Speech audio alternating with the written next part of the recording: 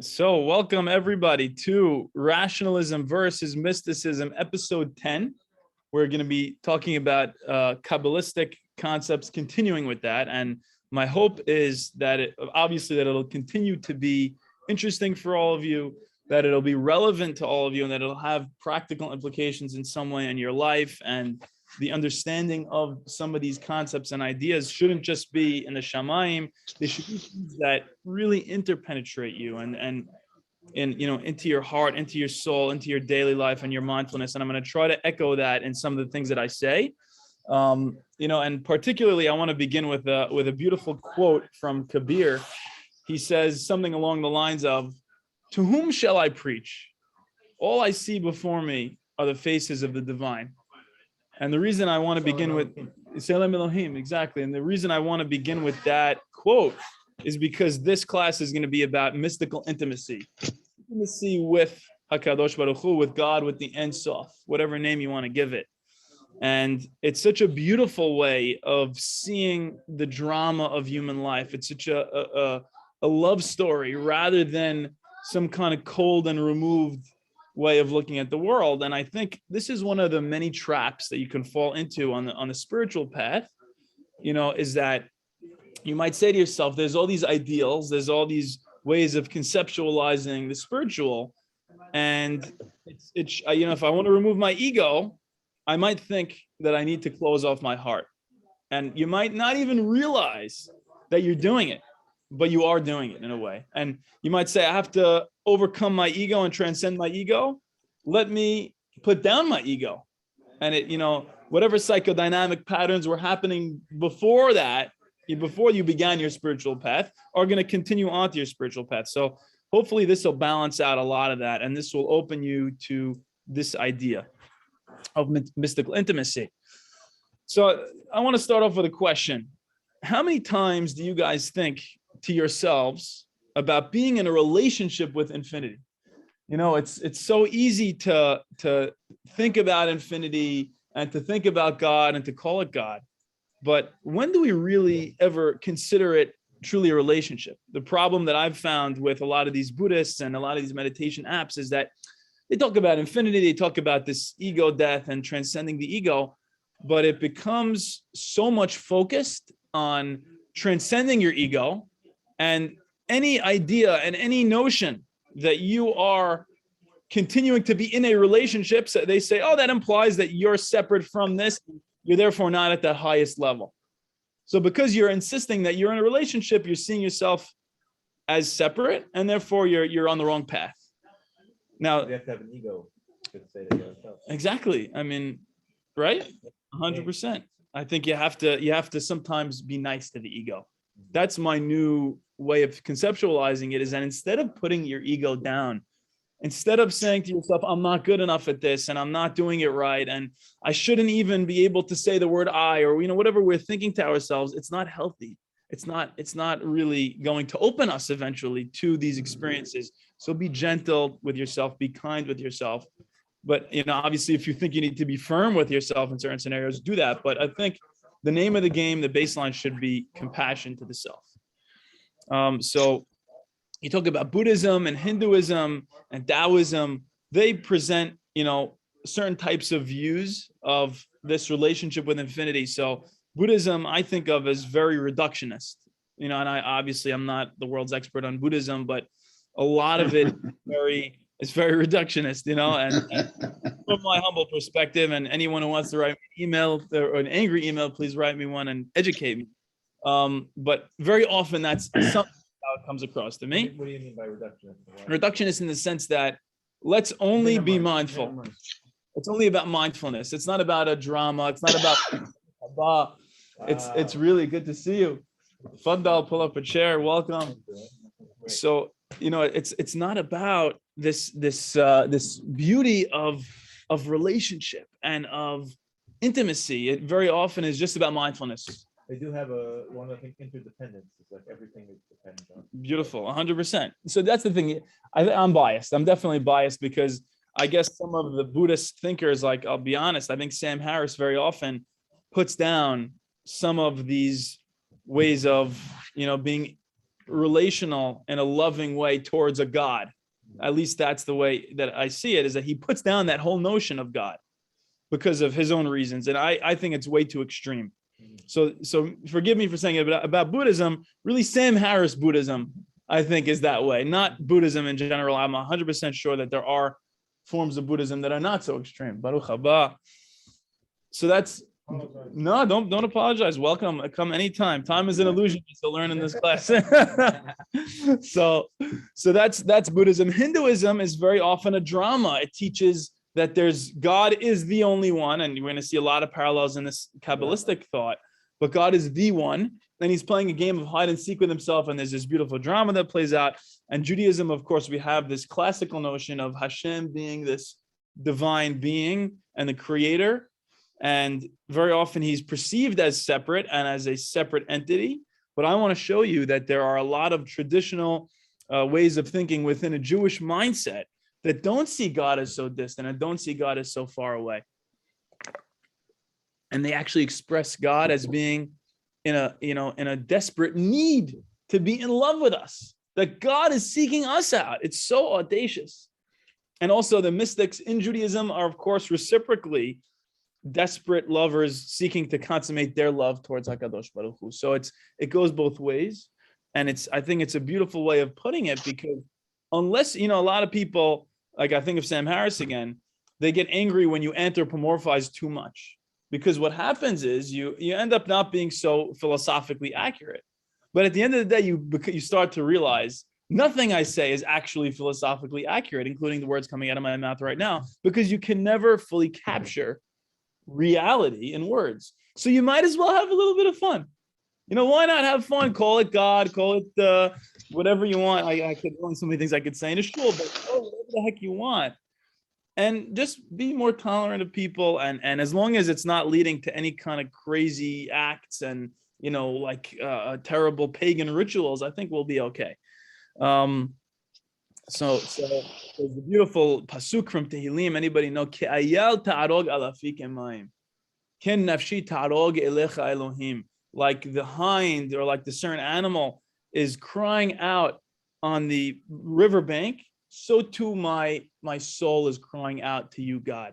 So I want you to, very often when we come to these classes, we have our brains on. We just came from a long day of work, business, whatever we're doing, and we have our brains constantly running and thinking and trying to analyze. But something that I've learned on this path is that one of the keys to spirituality is allowing the words to land on your heart, whatever that means for you, without thinking about them too much, and just feel them as they come in. I really think, the way that Tehillim is supposed to be read, almost like a guided meditation.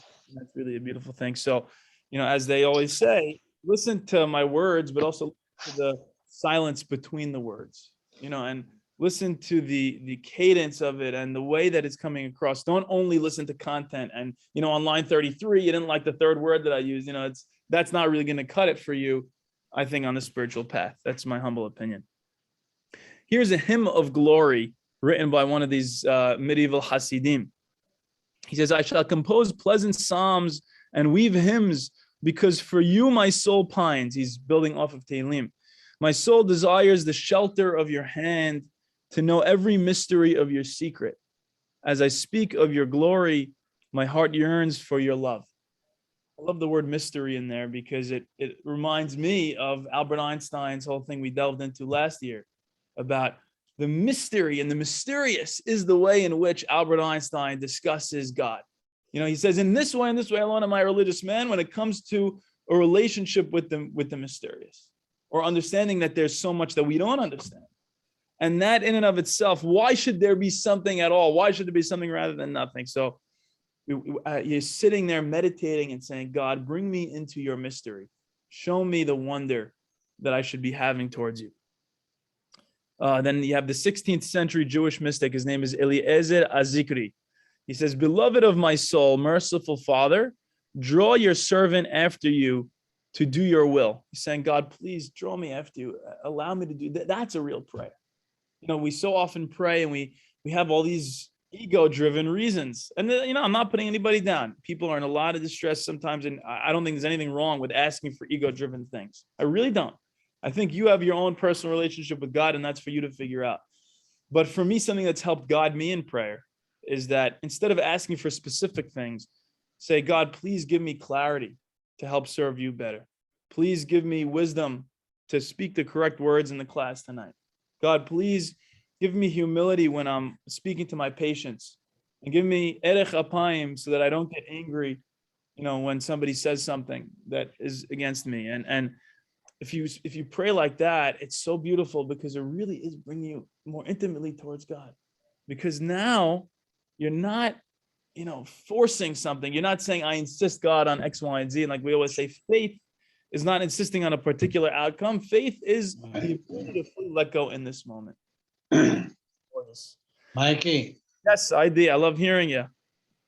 I'm so happy to see you again. How you doing? So I just want to add one thing that I learned years ago from one of my rabbis.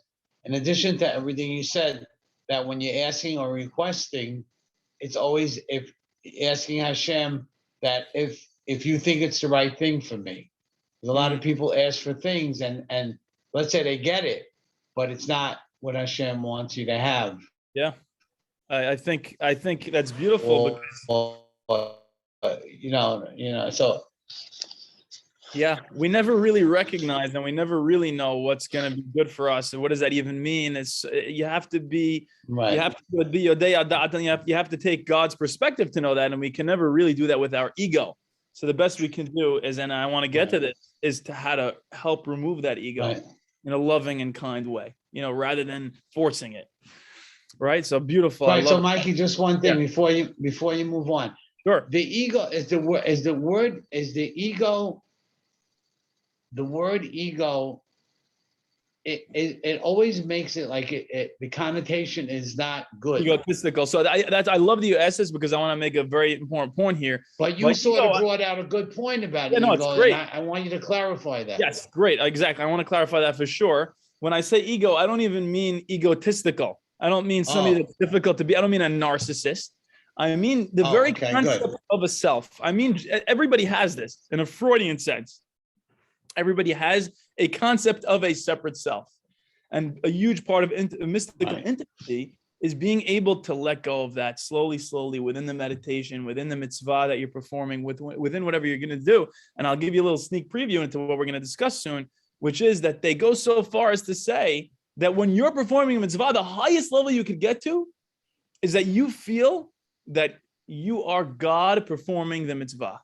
And that when you're praying, it's God praying to himself. And when you're worshiping God, it's God worshiping himself, because you've removed yourself so completely that now it's God doing it with himself. And that's a beautiful thing. Yeah. You align your will with God's will. Before exercising his will. That's Pirkei Avot, right? Aser etzoncha retzono, v'hu ya'aser etzono retzoncha, or something along those lines. Somebody could again shoot me an angry email at the end.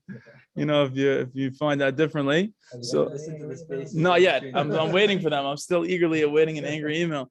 So he continues with this. He says, your love is sweeter to him than honey from the comb, than pleasing savor. My God, my heart's delight. Oh, come quickly. Do not forsake me. Reveal yourself, my dearest. So he's saying it's so intimate and it's so romantic the way that this rabbi is speaking towards God. And I want you to be open to that, because we're so often taught that God is this kingly figure and that he's so different. He's so distant and kadosh, kadosh, kadosh. And that might be true. But like we said about, mysticism is that paradox is so often at the very core of everything.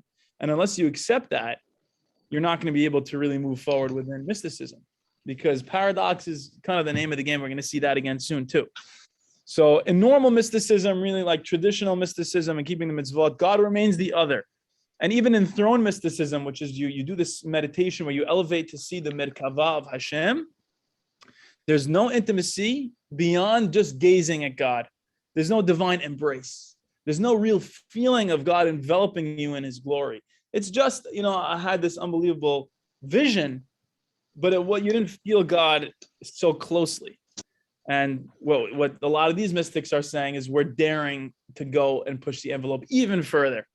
And if you disagree with this, by all means, that's fine. But I think there's a beauty to just being open to it and see if it resonates with you and how it might resonate with you, and see what you want to accept and what you want to reject, if you want to reject anything. And the Gemara says, because God is described as a consuming fire, esh ochelet, we can't get too close, because what are we risking? Being burned, being consumed, and being self-annihilated. And therefore we have to settle for just indirect divikut. We have to settle for just being indirectly connected to God and living a godly life by performing mitzvot and doing acts of loving kindness. And they say it's as if an individual cleaved to God. Not really, it's impossible to actually do it. So it's very philosophical, right? But the point that we're going to make in this class is that you can go beyond. So here's 3 forms of divikut, direct divikut within Jewish mysticism. Number 1 is intimacy, in which the mystic retains his individuality. That's the classical form. And very often it's described in erotic terms. Now, I don't want you to get all, into a whole frenzy about this, because we already discussed the sefirot, that the sefirot are all having sex with each other, and it sounds all crazy and it sounds perverted. But once you realize that sex is almost like the analogy that they're able to give, because it's the closest thing in terms of just a spiritual pleasure that you're able to get. And it's the strongest metaphor that they can give. So you don't have to necessarily think of it like that in your own life, because unfortunately in the 21st century, a lot of these sexual images are very tainted. But from a more pure, loving relationship, it might hit you differently. So you don't pick and choose what works for you. The other one is union with God, which is often achieved by being absorbed and surrendering into God. And then finally, there's reunion with God. And what's interesting about this is it's very similar to just union with God, but it's the realization that God was the source of everything the whole time. And God was you the whole time. So therefore, it's reunion and reunification with God rather than just unifying in the first place. So those are our 3 different ways of thinking about mysticism.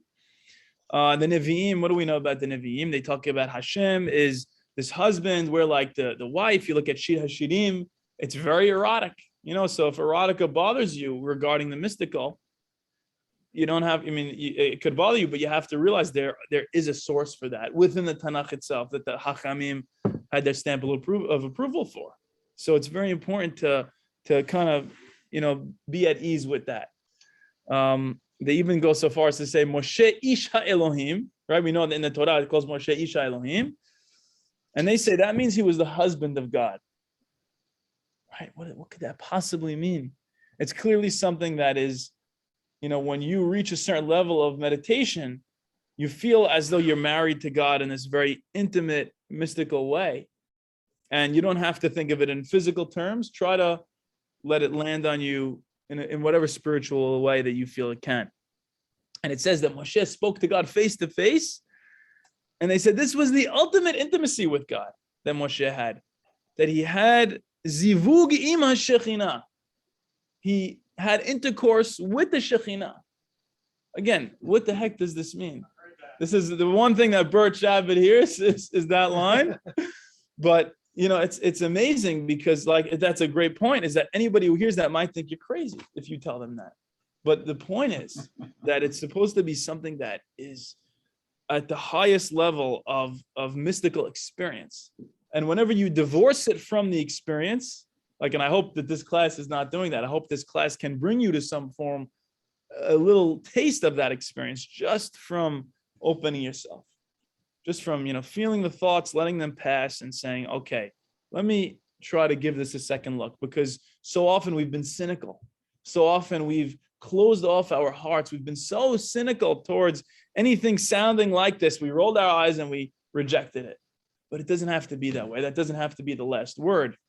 We could continue to say, you know what, I'm open to it. I want to see what there is to it. Right before Matan Torah, that he told the people not to have sexual relations. So that's physical sexual relations with your wives. But obviously with God, there's no seminal emission.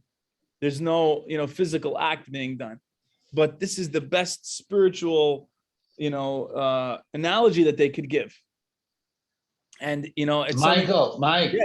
Sure. It's also the verbiage that's used is getting someone to that point of excitement, I guess, in the whole pitch. No, Absolutely. to I think use it's, that is that are those words definitive in the those are definitive words, or that's an interpretation. Where are you yeah, bringing that from? it's all from the Hasidim, really, this idea of zivugi mashechina. So you don't even have to use that exact analogy. This was the analogy that they chose because they said, dude, I can't explain it to you, but when I was there, mystically, the best analogy I could give for you is like having sex.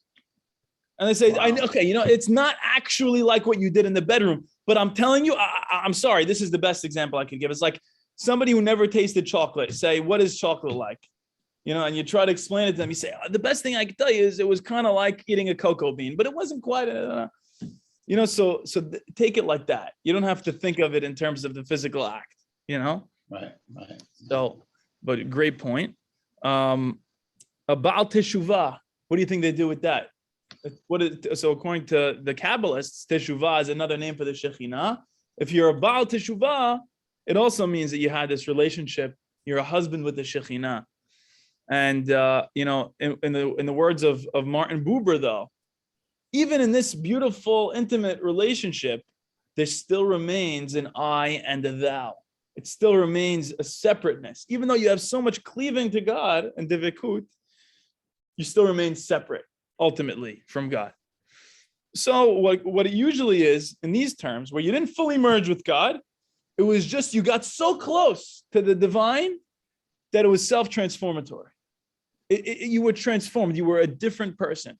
So you look in the Nevi'im, you hear about in Sefer Melachim, Sefer Shemuel, you hear about Shaul HaMelech, and he's walking by, and there's all these Bnei HaNevi'im, and they're playing a certain thing, and it says,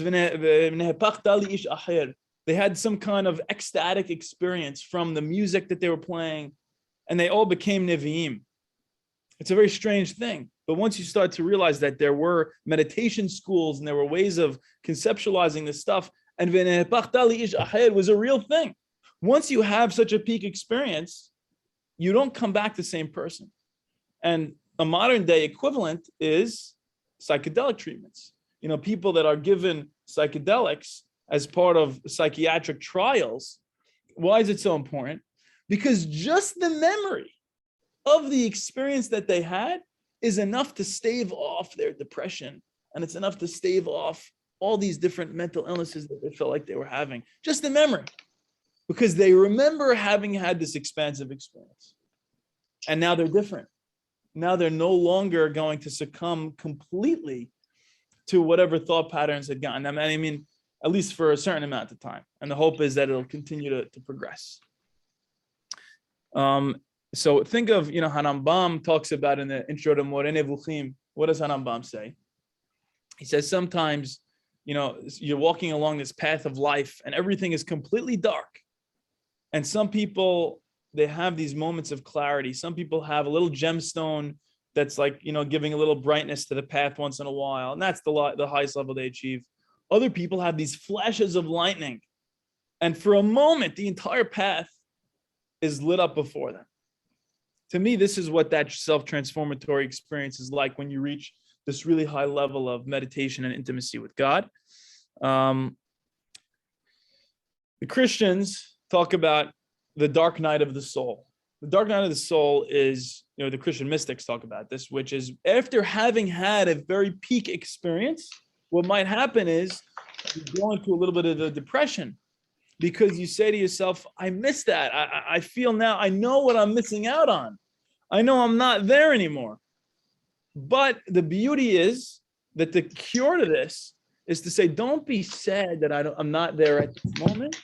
Instead, rejoice at the fact that you've had it in the past and recall and remember that expansiveness that you had and be comforted from it. The Kabbalists call this katnut and gadlut. There's a certain ebb and a flow in life. Sometimes we feel more expansive. Sometimes we feel much smaller. And like we always mention, the root of so much mental illness is that feeling of smallness, that feeling of ego isolation. And that's why psychedelics are hopefully so effective, is because they take the ego and they expand it and they show it the interconnections between itself and the world around. And you don't need a psychedelic for this, like we always say. All you need is good friends, good work, a good relationship, going out on a hike in nature, going stargazing. These are all ways of expanding yourself, feeling larger than yourself. But of course, what are we left with? We're left with an enduring paradox. There's always going to be a paradox. How could union with God possibly ever be attained? Your logic will never comprehend it.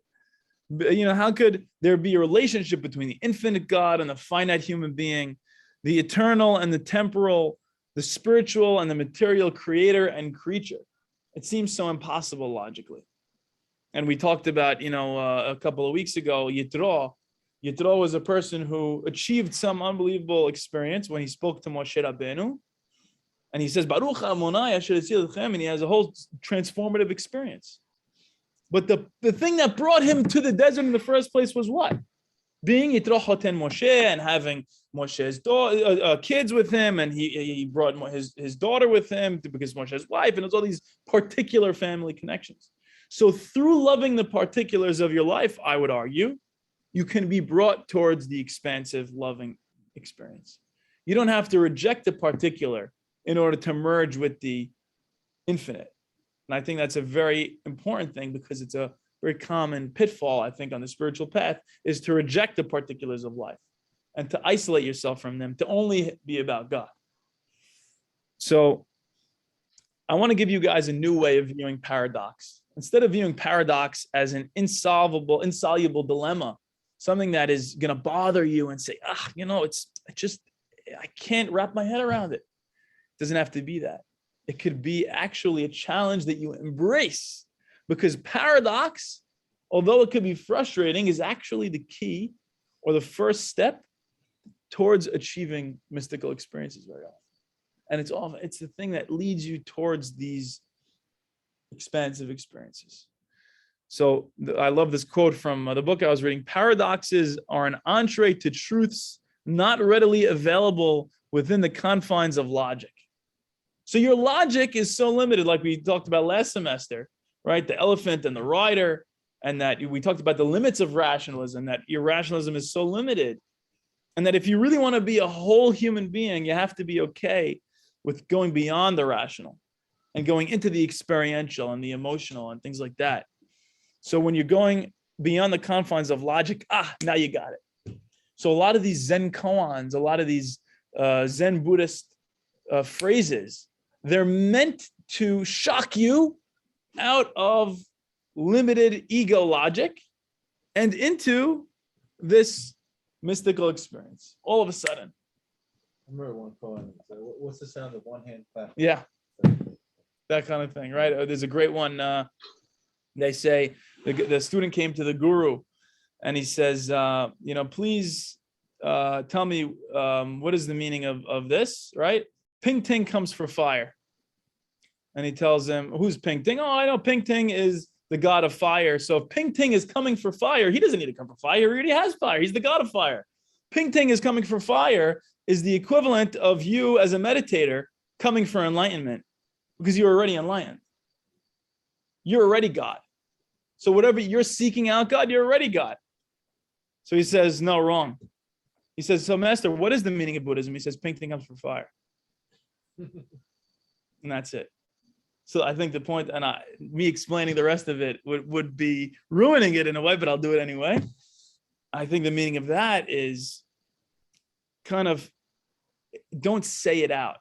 The second you try to logic your way through it, which is what we were just saying, you miss the point. Don't reason. With the one hand clapping, like someone might say, the one hand clapping can't make a sound. But then the whole point of the fact is that you can still Imagine it. experience that paradox of like one hand clapping. You can still experience the impossible in a way, 100%. I love that. And to me, it's so amazing to learn this stuff because you get a flavor for what these people were like and what you could be like if you delve into this a little bit more. So go beyond the confines of your logic. A mystic without paradox, they say, is like a lover without a beloved. Mystics love paradox so much, it's like they're beloved. So look at paradox that way. Now, you don't have to look at it in a negative way. Rabbi Nachman Mibretzlav, what does he say? Nothing is as whole as a broken heart. right? That's a complete paradox. A broken heart is by definition not whole, but it's so whole. Because if your heart is broken, it's open to experience. Like the quote from Leonard Cohen, there's a crack in everything. That's how the light gets in. I think I quoted that once in a Hanukkah speech. So if you ever feel broken, if you ever feel cracked open, that's when you're actually the most open to the world. When you reach your lowest point, you're open to the greatest change, as they say. So now let's talk about how some people have resolved this paradox of you being separate from God, right? So we have the Maharal Prague. Who was this man? Unbelievable person. He was really a polymath, as they say. And that doesn't mean he learned a lot of math. It means that he was a person who was like a Renaissance man. He was able to really have his hands in so many different areas of expertise. And he's classically known as the creator of this golem. We'll get into that hopefully another time. He was an expert in law, ethics, theology, biblical commentary, Talmudic commentary, mysticism. And the rabbi of Kotsk says, the Maharal is so wise, he even has brains in his feet. I just thought it's funny because this big rabbi saying this about another big rabbi, and he's so smart he has brains in his feet. So, and centuries before, the philosopher Hegel, I'm sure, Mike, you probably know a lot more than I do about him. He has this idea of thesis and antithesis, exactly, that they're resolved by synthesis. That the third thing will be able to resolve the thesis and antithesis into a synthesis. Aywa. I love that. Emet. That's beautiful. It's really, and the Maharal expresses exactly this idea that you're able to take the thesis and the antithesis. And with that paradox, you're able to make a synthesis, a mystical synthesis. There's a very famous one, Parmenides and Heraclitus, two Greek philosophers. Parmenides said, there's no such thing as, Heraclitus said everything's always changing. You can't step into the same river twice. Parmenides said that there's no such thing as motion. Just motion is an illusion because we experience time. So they had like totally opposite philosophies. Wow. When there's a synthesis that comes out of it, by experiencing the paradox, being without both philosophies, mystical experience. Amazing. I love that. That's exactly the point, is that you're sitting with and in the midst of crazy paradoxes, you're able to open yourself to some kind of mystical experiences. And that's why they say that Hakadosh Baruch Hu, whenever you see God's greatest gedula, you also see God's greatest humility. Right, so whenever you see God's most amazing things, you're also at the same time seeing his humility. So they say at the same time as God is the Melech and all this stuff, he's also Hanun v'Rahum. He's also Matir Asurim and Pukei Havrim. He's also taking care of each little thing. And they are one and the same. Being so great, it also means that he's taking care of each particular thing. And that's the difficult thing to actually realize at all times. And with these Hachamim will tell you that the mitzvot are a way of binding and coalescing the physical and the spiritual. And they say the will of the infinite God is articulated in the finite human deed. So when you're performing a mitzvah, you can see that as an act of love. If done with the right intention, slowly with kavanah, you pick your favorite mitzvah to do in that way and do it. And it could be a real experience of closeness with God. Rabbi Abraham Joshua Heschel says, in doing the finite, we may perceive the infinite. The human soul is like a seed that's implanted into the human body to grow and to develop. I don't know if any of you know Zusha, the singer, the hippie Hasidic singer. Unbelievable music. I started loving it, really. And he has this great song, Hareni Mechaven. I just quoted it in my speech on Shabbat. He says, Hareni mechaven la'asot et atzmi kiseh umerkava la'shechinah kedusha. He says, behold, I set the intention to make myself into a holy throne and chariot to the divine presence. Imagine that. Imagine you sitting before God, and instead of saying, God, please give me this, please give me that, like we always do, and worrying about your things, step out for a second from your own ego and say, God, please, almost close your eyes and see yourself standing outside yourself, watching yourself, sitting the way you are, saying, God, please make me into a chariot for you. Make me into a throne for your presence, and dwell in me and on me wherever I go and whatever I'm doing. And this love of God is the ultimate and the most complete form of divekut, says the Maharal. And by the way, he gives no erotic qualities when he discusses this stuff. He doesn't give any erotic qualities, despite what the Sefirot are. He just talks about it as pure love, without giving any of those kind of physical analogies. In human love, when we love other human beings, we never really fully achieve a union with them. But with God, it's so different, because what do you realize? Once you love God enough, you realize something unbelievable, because the love that you're loving God with already derived from God. So what is one Christian mystic says it like this? He says, we love God with the love God has given us to love him. It's so beautiful, because then it allows you to see yourself really as just a conduit. You're just a vessel. You're just a vessel for this divine love, into you and out of you. You don't own it. You're just lucky enough to perceive it as it's going through you. And that's real love of God. It's given to us. It's not us. Exactly. It's not derived from the essence of you, because you are not a separate you.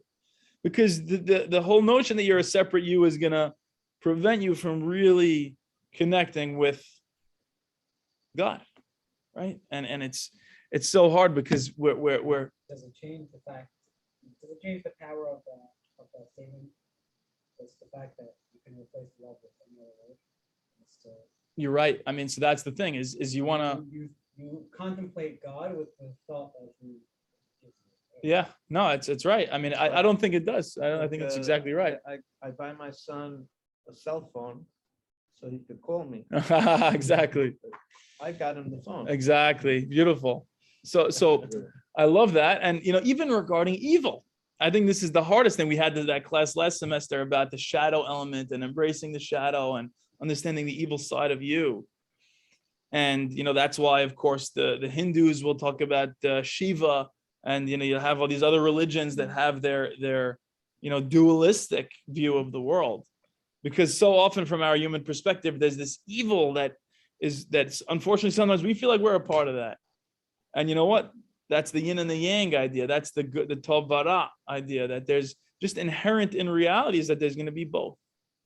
But as long as you have the humility to take a step back and say, okay, you know what? It's just divine stuff flowing through me.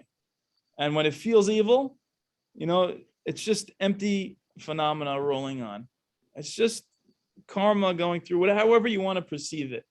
I don't know. It's such a difficult thing, because you have to be more specific than that. I don't want you guys to go commit murders now and say, Michael told me it's just, it's not me. It's just God's evil flowing through me. Please don't do that.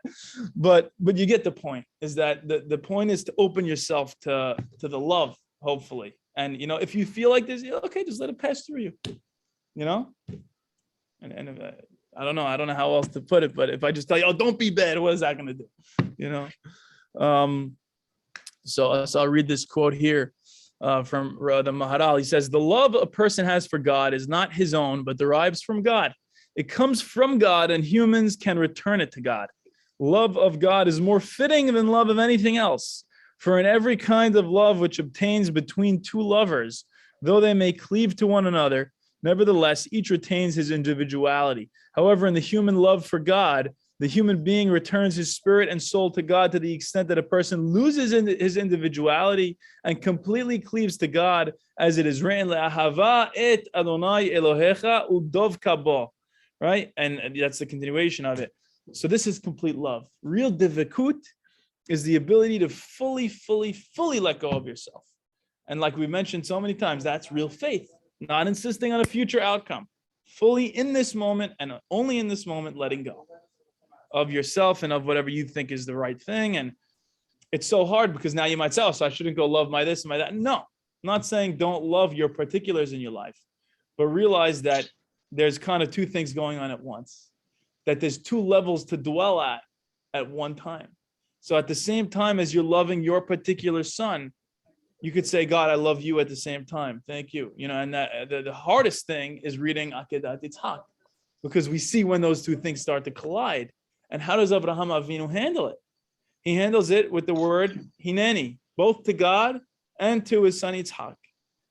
And then it resolves with a hineni. And so the whole time he's walking along and he's able to live in contradiction. Maybe Abraham was a tremendous mystic, probably was. And he's living in this contradiction. God told me to kill my son, but it's God. And he's walking forward. And he's just putting one foot in front of the other.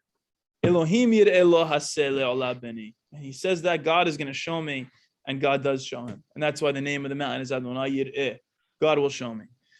God is like a consuming fire, yes. But the human soul is a divine spark. So it really was part of that fire all along. And for some people, this meant that you could re-merge with God in death, right? So do you remember last class we gave, or 2 classes ago, we spoke about Arba'a nechnesu b'pardes. 4 people went into the orchard. And of course, this was some mystical experience that they had at Bi Akiba, Elisha ben Avuya, ben Zoma, and ben Azai. Ben Azai went in and he died. So some people might see this as a negative, but a lot of mystics see this as a positive. Like, oh, good for him. He merged back with infinity. Did he do anything wrong? Well, he's not even there anymore for you to criticize him. He's just back with God. And so for some people it means in death, but for a lot of us it means temporary union with God, temporary complete union. So people who will, be completely depressed and then go to a 6-hour psilocybin session will have a complete mystical experience in which they said there was no me. There was no me anymore. There was just God. And I was God and God was me, and that was it. And by the way, it was also nothing. And it's the same. God, nothingness, me, it was all the same. And somehow they come out of this and they say it was eternal. It was beyond space. It was beyond time. I could have been there a day. I could have been there a billion years. But even though they know, okay, they told me when I came back, it was a 6-hour session, it felt eternal. But they came back and they said, okay, now that I'm back, I had this temporary union. Now I could have self-transformation. And that's the way that the mystics saw it as well. So I want to tell you, you guys have probably heard this from me before, but the idea within Buddhism, actually, that's corollary to this, is you have a bodhisattva and you have a pratyeka Buddha. A pratyeka Buddha is the private Buddha who goes on his own and he just meditates on a mountaintop by himself. And that's it. He doesn't come back. I say, okay, good for him.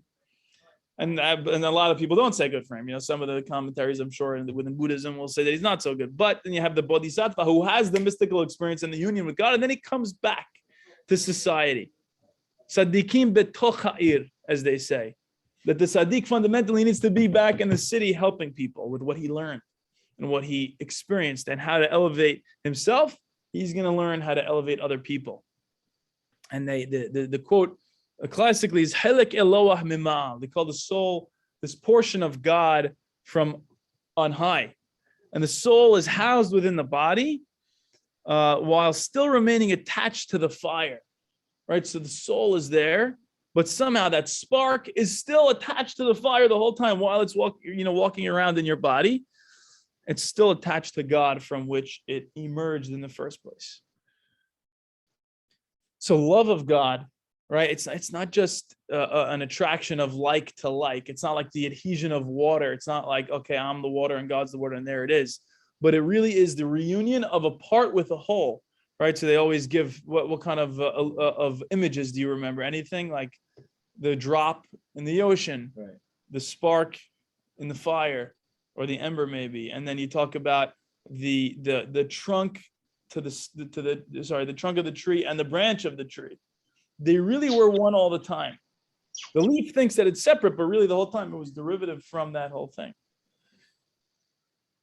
And when you reach that level, you realize there was no separation. This whole time, what I thought was a separate me, even right now, what I think right now is a separate me, it's fully part of God. almost everything becomes like there's also no separate things. Not Yes. only is there no separate self, but like almost there's everything. Mm-hmm. You talk about everything and nothing, Yeah. right? If there's everything, then there are no things anymore. So that's nothing. Now it's nothing. Everything is So a everything is fraction. nothing. Everything is a fraction. Yeah. Except, Aywa. Exactly. There you go. Paradoxes galore, but that's what we love now, right? I hope we all love paradoxes now after that whole spiel. Could compare like a deck of cards. Each card's individual, but when you put them in the deck, they all look the same. Absolutely. They're Part of the just part of the deck, 100%. Anything that resonates with you, I like, you know?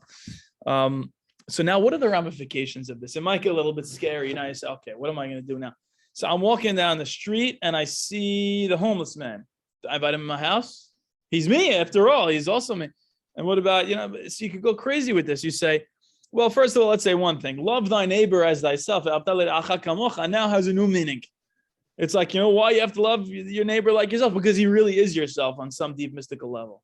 And I think Emmanuel Levinas, one of these more modern Jewish scholars, will say real highest level is to be able to look into the eyes of another individual and to be able to see God within their eyes. And it's like looking at yourself. When you remove your ego so much, it's like when you put two mirrors in front of each other. You know, you ever see that? I used to have a mirror bathroom in my house as a kid. And I used to always play by like the door, you know, where the door is kind of like closing and you could see, it almost looks like there's a million rooms all the way down there and there's like a million me's peeing, you know, and it's like, you have a lot of fun for hours and hours as a kid, but in this level, it can really take on that character is when it's like me looking at myself, right? It's an unbelievable level to get to. So ethics now is about how one part of God is interacting with another part of God. There's this beautiful dance that's going on, a cosmic dance all around. And I love this analogy of the dance because what's the point of the dance? Is there an end goal? Do you dance from here to get to there? No, you're dancing because you like the dance itself. The music, you like the music itself. You're not waiting for it to end. There's no destination for the music. It's not like, you know, if like Alan Watts says, if the point of the music was for the end, then we would just go to a concerto where then just hear the phonical dum, and we'd be like, oh, let's go home. That was great. And they got to the end. But obviously, that's not the point of it. So what is the point? So now you might say, oh, is Michael telling me that life is meaningless? I am, but also I'm not, because we like paradox again, right? So the meaning is that there is no meaning. So a lot of these Eastern guys will say purposelessness, right? That there is no purpose there. And I'm only saying it like that, not to get myself canceled, but because that's how Alan Watts quotes it. So please, I hope nobody digs that up. I'm not going to delete the soundbite. But in a way, once you stop living with a purpose, you start living with a purpose. I know that might make no sense to you, but when you fully arrive in now and you say, okay, I don't have to impose a purpose on this moment. Now you're able to open yourself and say, okay, there are dramas and stories that I can enjoy and be a part of, but I don't see them as absolute anymore. The story of me is no longer gonna determine the fate of existence. It's just the story of me, and the show goes on and on and on, and on and on and on and on, and that's what just keeps happening. It's just a dance that keeps rolling on. So we mentioned earlier, when a mystic is performing mitzvot, it's as though God himself is performing the mitzvot through this person. So Rabbi Nachman of Breslov says, when one is finally integrated in Ein Sof, his Torah is the Torah of God himself, and his prayer is the prayer of God himself. When a person merits to be absorbed in Ein Sof, his Torah and prayer are those of God himself. When the mystic performs the commandments, it is God himself who performs them. So we have a new meaning to the Midrash, right? What is the Midrash? It says that HaKadosh Baruch Hu observes his own commandments. Hashem keeps his own mitzvot. So what the heck could that mean? Yeah, well, God is going to eat matzah? And it's like, no, through us. Exactly, perfect. So now Shneir Zalman of Liadi, I think his name is the Magid Mimizrich. I'm very bad with the Yiddish pronunciations. God is called by him a consuming fire. Sorry, he quotes the Torah as God being esh ochelet. Why? Because true devekut involves giving up one's essence to be swallowed into God. Now, this doesn't mean you can't come back and go to work and have kids and start a business. It just means while meditating for those 10 minutes, be willing to give up yourself fully to God. And this might sound so counterintuitive and so different than anything we've taught, but it's an experience to have once in a while, And I think there's a lot to gain from it. And the real thing to gain from it is those moments themselves. Because anybody who experiences those moments will tell you there is nothing like those moments. Because that's just what is. And that's the most beautiful thing that ever is.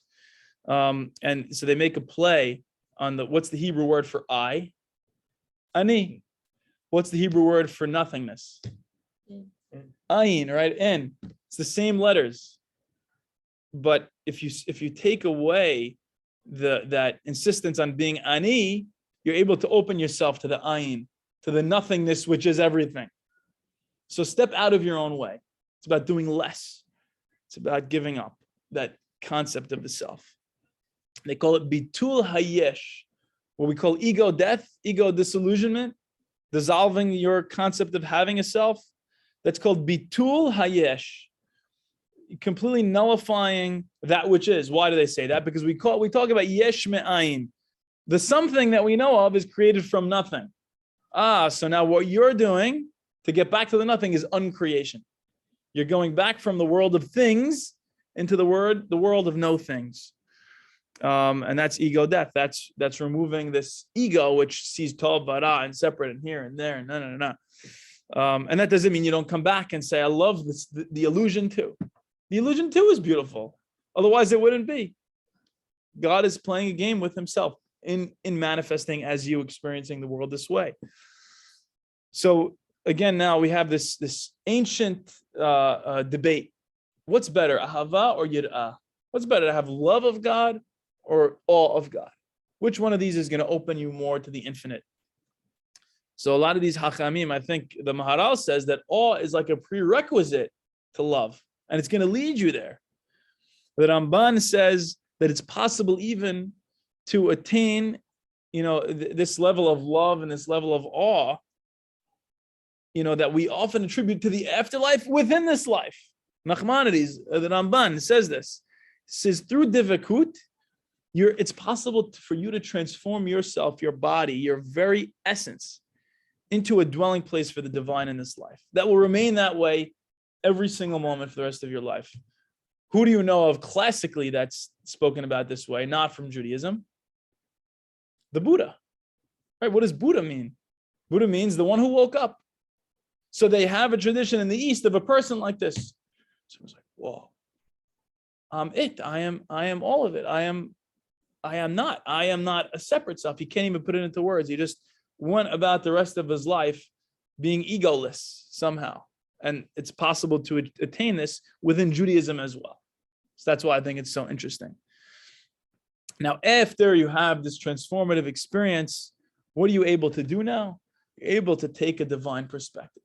You're able to look at the world through heaven's eyes, as they say. The Yitro sings that, I think, in Prince of Egypt. Right? Look at the world through heaven's eyes. You're seeing yourself from the outside. A lot of people, when they come back from like psychedelic trips in these studies that Michael Pollan is quoting, they say, I was able to see myself from the outside. One person says, I saw myself like a gargoyle smoking cigarettes, and I saw myself in such a nishech way, in such a disgusting. I said, I don't want to do that anymore. And then they stopped smoking cigarettes after that. And it's an amazing way to be, because when you experience yourself from the outside, you're able to say, okay, now I kind of see it more clearly. If I'm stuck in here, I have such a limited view of what's going on. But when I see everything panoramically all at once, and I see the leeches and the earth, and I see the bacteria and the celestial bodies and the galaxies and everything from the most microscopic to the most macroscopic all at once, that's a divine perspective. And that's why I love astronomy so much and biology, because they open you to losing, and letting go of this extremely limited and parochial view of the ego. And I think that's so beautiful because so many things do that for us. Music and science and art, they're so powerful in the way that they help us shock our ego out of its view. Now, a lot of people will tell you, isn't that so escapist? You went for 6 months to a meditation retreat. Really? What about the people who need you in the community? What about the aniyim? What about the and they go on and on and on. The mystic will say it's lahefich. The mystical realm is the most real realm, and you can only be convinced of that when you've experienced it. And then what's the world of illusions and vicissitudes? This one. So when you're coming back into this world and getting lost in this world, now you're doing the escapism. The real escapism is getting fully lost here. Yeah? Okay, sure. Whenever they're ready. 100%. So yeah, I guess are they coming in? I don't know. Okay, great. Yeah. So whenever they come in, I'll stop it. Just until they come in, I'll continue with your permission. Thank you. Because we're already. I don't know if you see the fire coming down. Exactly. Baruch Hashem. So real escapism in this view is getting lost so much in the vicissitudes of life. So it would behoove you to go spend time on a meditation retreat so that you could live out the rest of your life, not being lost in the vicissitudes of life. So there's a beauty and a value in having isolation in order to achieve this elevated state and then coming back into the community and elevating it. Like the Arizal, the Baal Shem Tov did this. So the Vikut could be seen as an end goal, but it could also be seen as a prerequisite to the next phase of your spiritual unfoldment. It doesn't have to be one or the other. It can be both, because again, we love paradox. So the Vikut in this very moment is worth it for this very moment. It's infinitely pleasurable in this moment. And also it has the value of future benefits for you. So don't meditate only because it's good for you now, or only because it's good for you in the future. Meditate for just because it's good for both. So we don't have really any time left. We're gonna finish this up next week. But if anybody has any questions and comments, I'd love to hear. Please. No, nothing. I don't believe in stupid questions. Plus, I came a little late. Yeah. I heard everything that you said. Yeah. It was really beautifully spoken. Thank you. Take me back to the beginning. And I don't even know the purpose of this class. Yeah. Just walked in, Yes. so 100%. maybe it'll help me understand. Absolutely. I'm so glad you asked that. So no, don't apologize. So the class series is called Rationalism versus Mysticism. So I think so classically we're taught such a rational perspective. So for me, one thing that opens me to the experience of God is the ability to go beyond the rational, to go beyond the confines of just my logic. Is part of Because you're Mikey. Yeah, I did. You're the best. Because you're Mikey. That's right. I want to add something. So Yeah. you say so you mentioned Rabbi Nachman, so of Breslov. So his thing, his mantra through my rabbi I learned for decades is hit board there do total seclusion and talk to God. How does that connect to your message tonight? So that's exactly what we were saying at the end, is that exactly that you could have a private person, but I think it's beneficial to, after you do that, to do it for as long as you feel you need to do it, but come back into society and benefit the world. Like that's he's saying basically what I'm getting is hit board there to go out, scream out to God, handle your thing, and then come back and implement the proper procedures or whatever you want to do. Exactly. Bidyuk. Right. That's exactly it.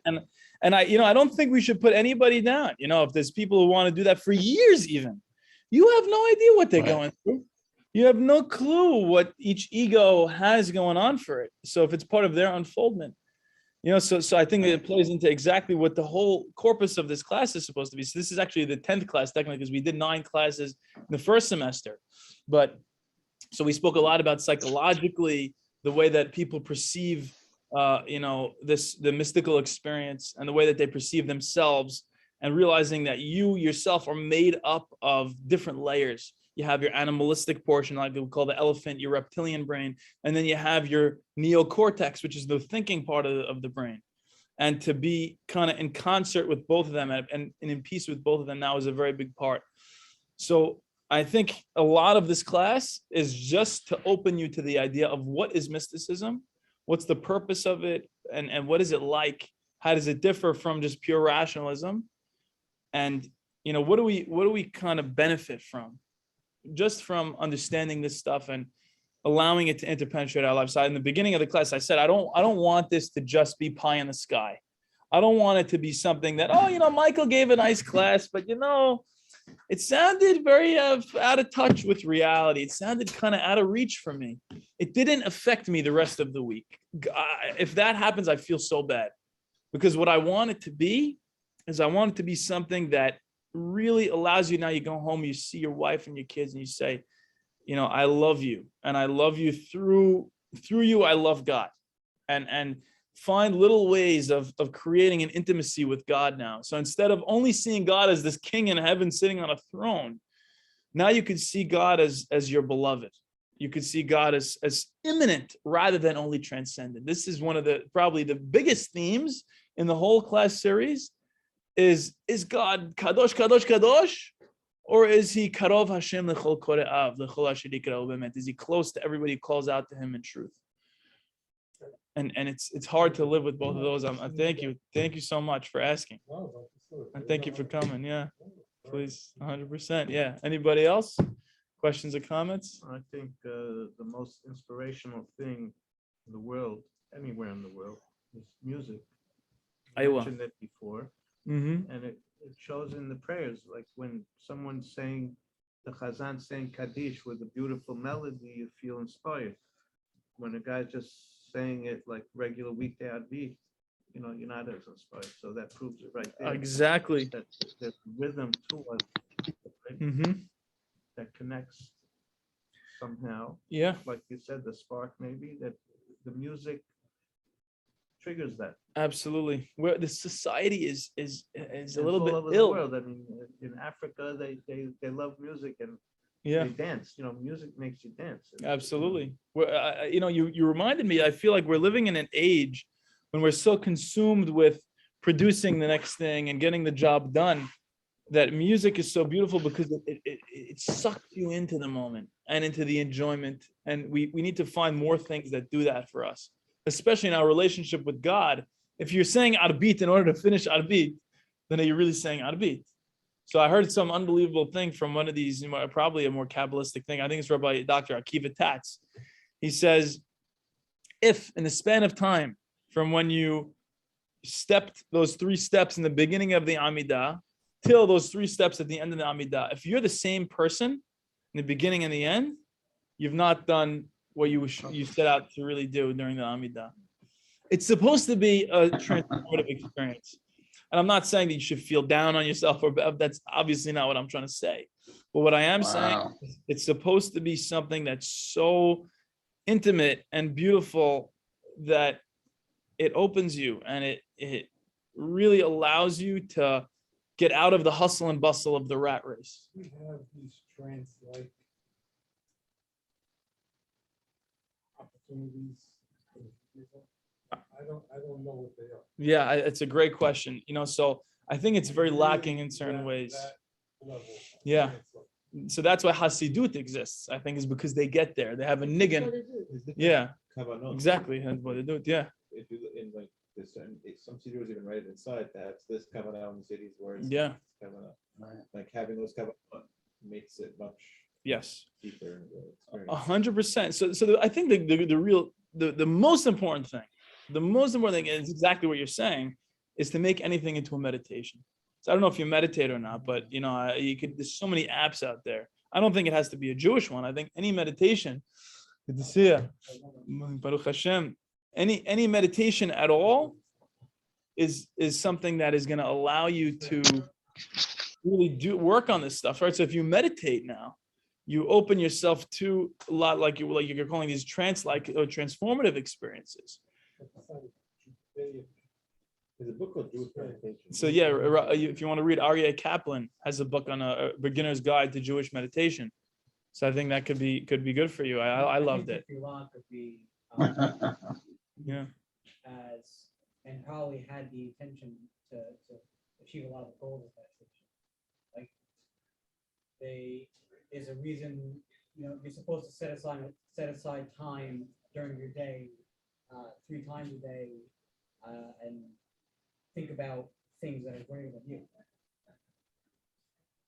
Yeah. I feel like